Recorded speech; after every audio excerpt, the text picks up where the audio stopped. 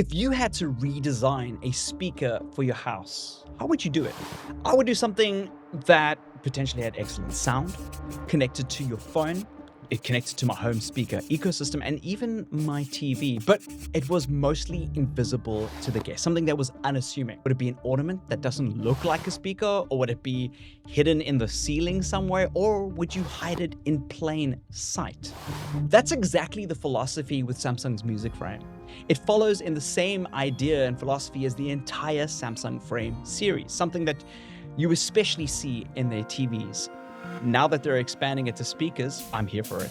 Our spaces are getting smaller. Gone are the days of huge lounges for massive box speakers and rooms dedicated to entertainment with a secondary reading lounge for tea. Like, who are we, King Charles? We have multi-purpose spaces where technology has to blend in with a variety of potential uses that space has. We want the convenience and value that technology gives us while making our spaces beautiful and without sacrificing space in those spaces. Technology can be obnoxious in design, right? It can be stark, it can be cold, it can be unfriendly and unwelcoming. That's not what we want from our houses.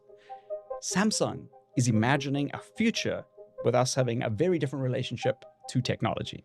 The music frame solves this in a couple of ways. It's designed with a textured acrylic picture frame on the front that's 100% customizable. It's not a screen, but you can print your own 10 by 10 inch image and throw it in there to match your home, or use it as a family frame or something. We've thrown one of Jamie's artworks in there from school. So we've got like our kids' artwork, which is awesome. The profile is relatively thin, thinner than I thought was possible for a speaker that sounds as good, but thicker than a picture frame, which might give it away to somebody that has a keen eye that walks into the space. The speaker components are hidden away at the back, and there's routed cable management to help hide those cables. Unfortunately, it's not completely wireless, so you'll have to run a power supply cable to a power outlet. Every other way of connecting the music frame to an audio source can be cable free, which may upset audiophiles, but trust me, the audio is remarkable, and we'll get to that. To completely hide the cables, you'll have to chase into the wall. If you have bricks like us here in South Africa, it's a little bit of a mission. So you're probably not going to want to do that if you're renting. But if you've got drywall, like a lot of Americans and people abroad, you can run it behind the wall relatively easier. The speaker also comes with quite a good looking stand, one that's also designed to disappear, so you could potentially prop it up under a TV or use it on a mantelpiece with some other picture frames if you'd like. Personally, I want to design the lounge as it currently stands right now in such a way that everything is hidden. I want the lounge to feel a little bit like a library, like a living space where you sit down and have tea with your friends. You don't really see technology, but then wham, all of a sudden you can watch something on the TV and the space can be converted into a cinema just by like drawing the curtains and switching on the television. Regardless, everything that you need to achieve either the wall mount or the coffee table route is inside the box when you're unboxing it, so you're good to go immediately. Until our family gets a Q Symphony compatible frame TV, which is a goal that we have this year, so here's holding thumbs, maybe Black Friday or something, the music frame connects to our existing 2015 Samsung QLED TV via Bluetooth. Annoyingly, it needs to check every second time or something, like it's not every single time, but mostly every time I switch on the TV, it like requests to connect to the speaker. It is an easy pop-up to just click OK with, but it's an extra step, which is a little bit annoying. I haven't tried it on any other branded TVs, but it should work in a very similar way. And if your TV connects to a Bluetooth speaker automatically, if it detects it, you're not going to have a problem here. If you, however, have a Q Symphony compatible TV, it's going to work in conjunction with the frame soundbar and, I'm assuming, any Q Symphony compatible Samsung soundbar. It also supports Dolby Atmos, which is great for services like Netflix and most new games consoles that support Dolby Atmos.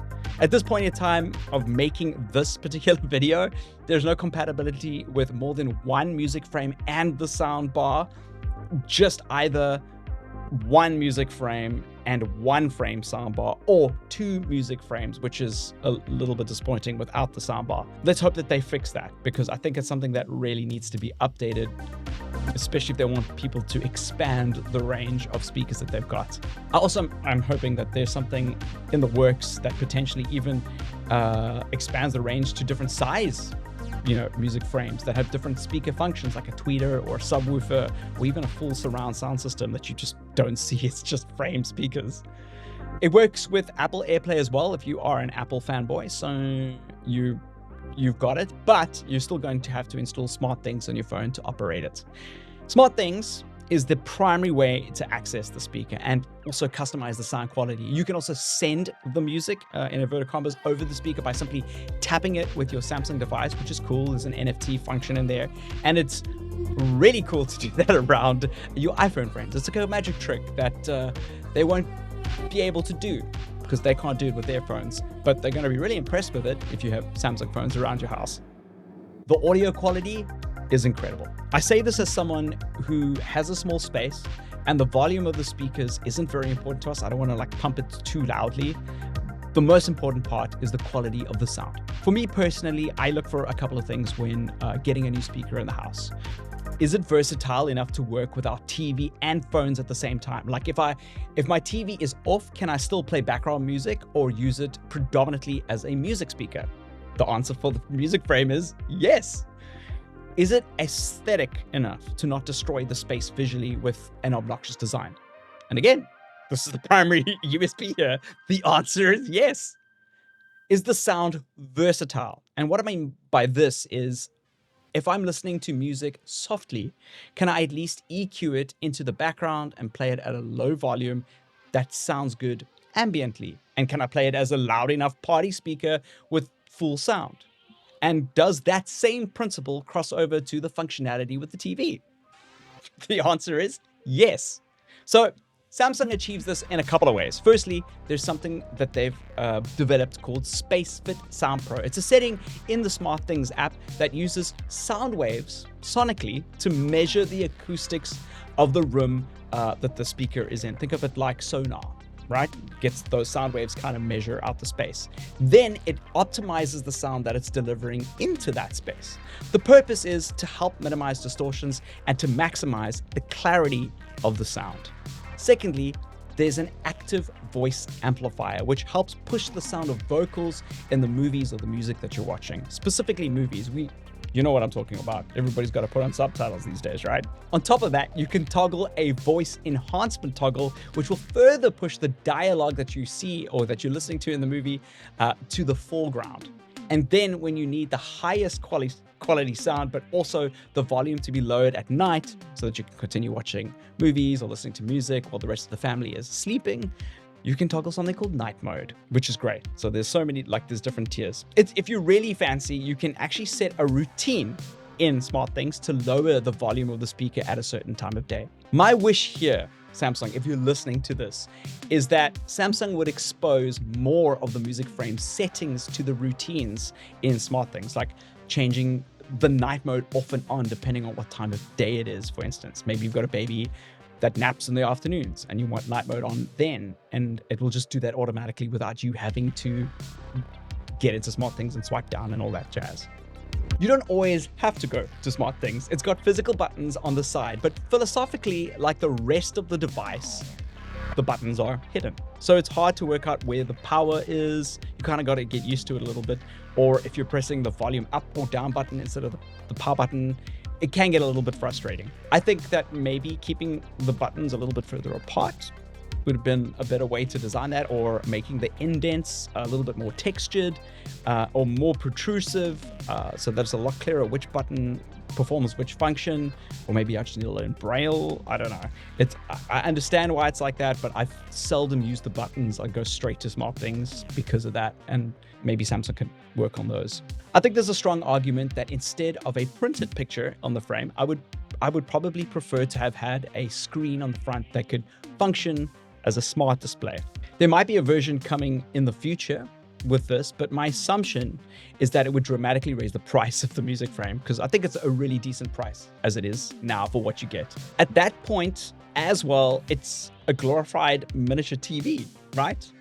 It's a speaker with a picture, which is a TV. That aside, with the aspect ratio and all that kind of technology inside of it, I think that APIs would be sick. So imagine being able to show off album artwork on a Spotify track, for instance, an LP that's playing on that particular speaker if there was a Spotify API. There's so many cool things that brands could do if there's more of a music frame adoption in the market. There's been a lot of murmurs about a battery version, but I don't think that's actually a smart decision, or at least for this one.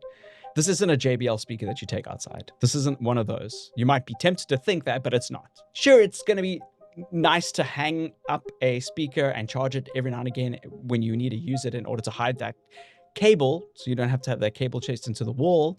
But I think that's really excessive for this version. If it has reliable power, like if it's plugged in, it's always on the network, then there's no need to worry about whether the TV is malfunctioning, if the audio doesn't work or something, or like whether to charge the speaker before you watch a movie. And you're going to end up having, be honest, you're going to end up having a cable there charging it all the time anyway. And if you're still in doubt, think about that critique for a sound bar. It just simply wouldn't land. Imagine a sound bar that had a battery. That's just a silly way of operating a sound bar. Either way, there's room in the music frame series to grow, like I said a little bit earlier, into more functional uses, like maybe there's a bedside battery operated music frame that's a little bit smaller and more portable and that you can take around the house and into different rooms. But we'll see what Samsung does with it. But this review is about the current music frame, and I think it's excellent. It's got incredible sound. It's got 6 speakers. It's got world-class audio tuning and engineering by Samsung Audiolab, meaningful design choices in the software like night mode, Q Symphony integration, and wireless audio over Wi-Fi.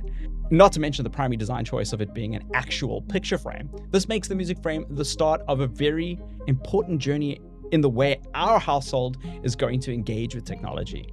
I think it accomplishes things that it set out to achieve and more, and I can't recommend it enough. If you found this video useful, please hit that like button and consider subscribing if you've come this far. And please let me know what you think of Samsung's Frame series, and is it a series that you are stoked to have adopted, or is it a series that it's just not on your radar? I'd love to hear your thoughts. I'll see you in another video. Cheers.